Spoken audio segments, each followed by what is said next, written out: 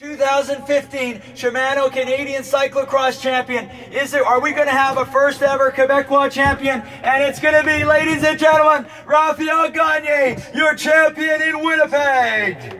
Just hold on. And look at this, second place, just a couple seconds back, Jeff Kabush, the veteran rider. And in third place, it's going to be Aaron Schooler. And fourth place, Brandon Bourne, Michael Van Ham. And in fifth spot, that is going to be Derek Zanstra.